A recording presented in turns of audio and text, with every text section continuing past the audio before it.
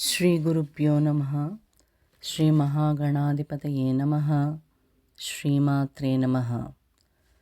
Let us know why Lalita Sahasranama is called as the Rahasya Nama. Though Lalita Sahasranama appears to be the normal kind of a Sahasranama, it has all the details of the Sri Chakra and the divine powers of Sri Vidya, and the details of Yoga Shastra and mantras of Mantra Shastra.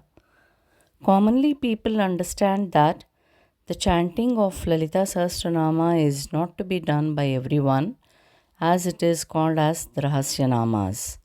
But that is not the case.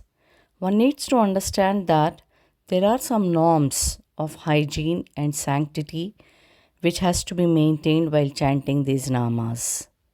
As mentioned in Bhagavad Gita, Idam Guhyatamam Shastram means Guhyatamam is the term meaning which gives the understanding that it is the secretive of the secrets. It is called as Rahasya Nama because it has many inbuilt intricate meanings within it. And the term Rahasya Nama symbolizes the complete build-up of our human body from within inside. Here, the Shastras are of two types, Prakata Shastra and Guhya Shastra. Prakata Shastra deals with the knowledge of science, which is meant to attain knowledge and earn a living, whereas Guhya Shastra is of three types, Guhya, Guhyatara and Guhyatama, which can be understood only by Sukshma Drishti and are hence called as Rahasya Namas.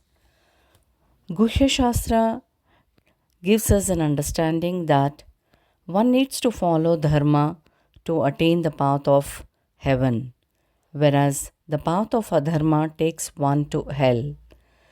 This cannot be proved by any physical evidence, but as Lalita Sahasranama mentions the details of what dharma and adharma are, for the very reason it is also called as the Rahasya Nama.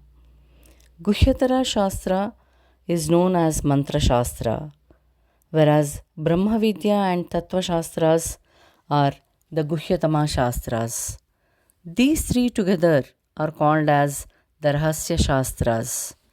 Of these three Shastras, Guhyatama Shastra is known to have mentioned all the details in a very hidden form, for which they are also called as the Rahasya Shastras. Lalita Sahasranama Stotra is considered not only as the Grandha Stotra, which has the Dharma Shastra, Mantra Shastra, Yoga Shastra and Vedanta Shastra in it. Dharma Shastra is applicable to everyone in terms of leading their life following the Dharma Tattva, whereas to follow a Upasana, one needs to understand the Mantra Shastra, and to know the truth of life, the Tattva Shastra. Goddess Lalita Devi is the combination of these three Shastras. On chanting Lalita Sahasranama and dwelling deep into this, one would learn what the Rahasya Tattva is by doing an intense sadhana, and one can actually get the feel of it by a complete experience of it. Few of the namas, if taken in a cluster, they form the Upanishads. Few more namas comprise the Mantra Shastra, and few of them form the Dharma Shastra. One needs to chant Lalita Sahasranama by trying to know the meaning of the namas so as to get the blessings of Goddess Lalita Devi. Undoubtedly, chanting these namas certainly brings the grace of Lalitambika to her devotees so as to unfold the Rahasya Tattva in the Sahasranamas.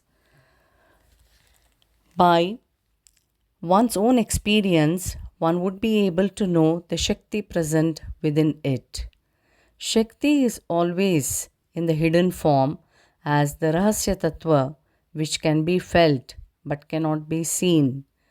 Lalita Sahasranama, when compared to a grapevine, we know that the cluster of few of the namas is like a grape bunch, and each bunch represents or talks about the effects of a particular tattva in a very significant way. Though we compare it to the grape bunch, the difference lies in the fact that all the grapes taste the same when eaten, but the specific namas have special significance of their own, which are different from one another, which can be understood and experienced by Sukshma Drishti only.